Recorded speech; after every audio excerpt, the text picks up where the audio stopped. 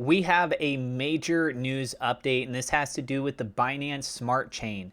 It has been frozen for the time being because there was an exploit and a substantial amount of money that was involved with this.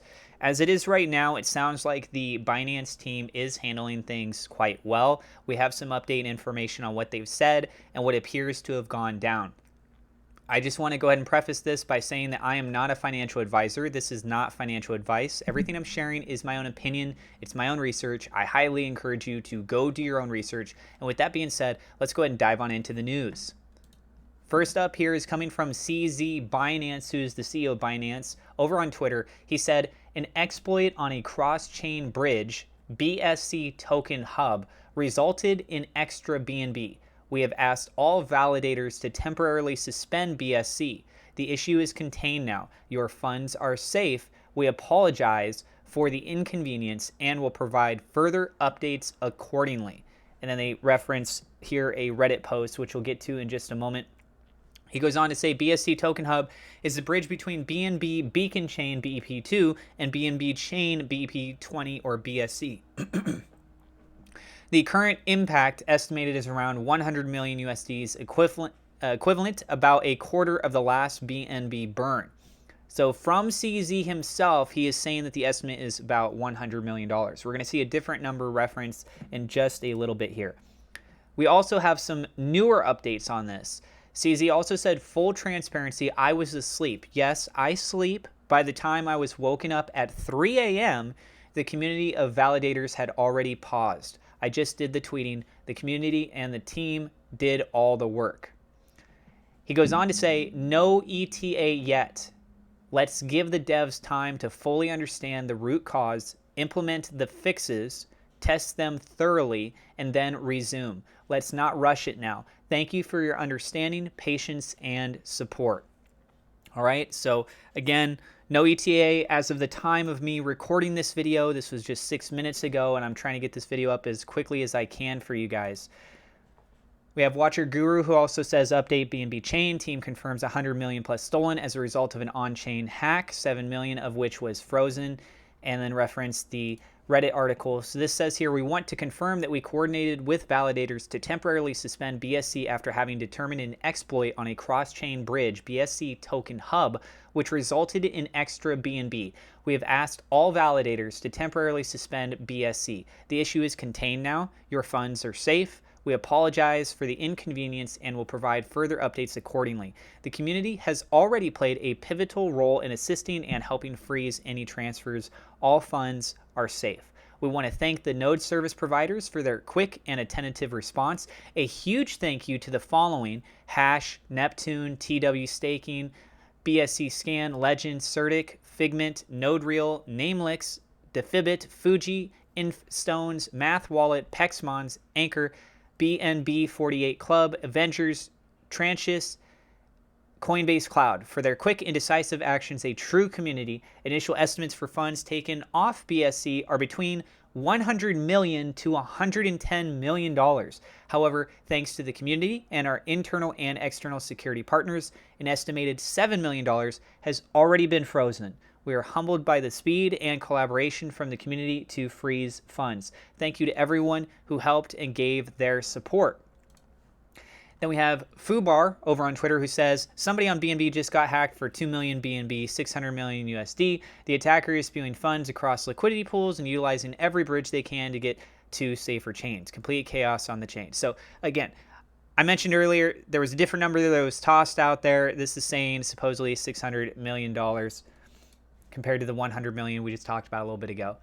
And then Igor here says, before the hack, the BNB bridge exploiter registered as a relayer for this bridge, and then shares this specific, it looks like this transaction right here.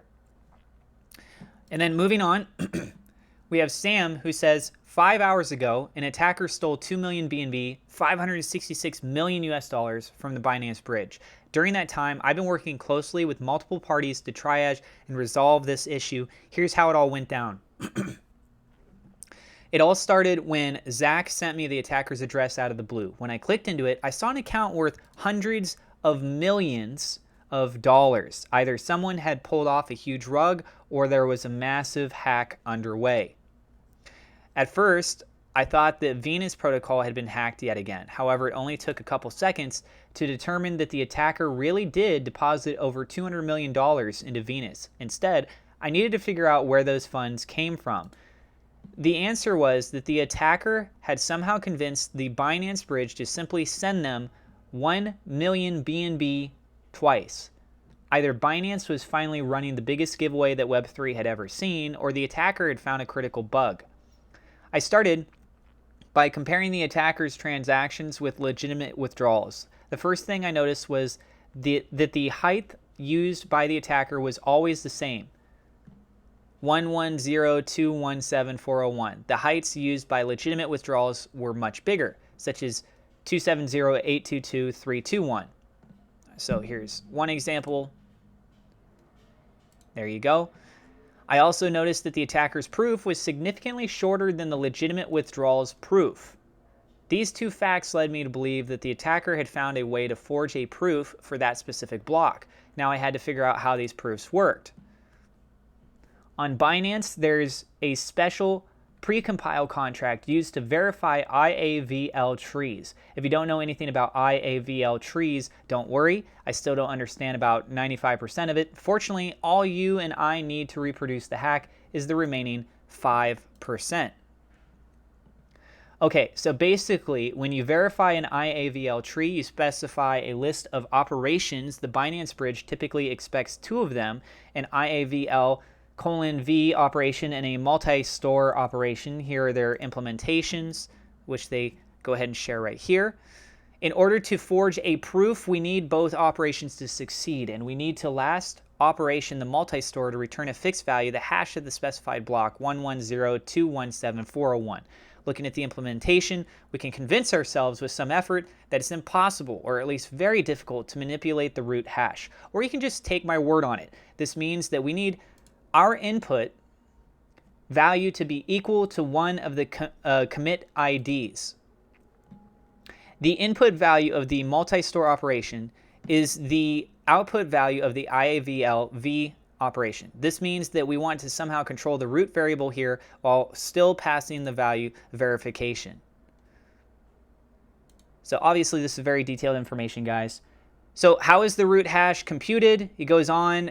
This thread actually runs on for quite a bit, but we are getting pretty close here.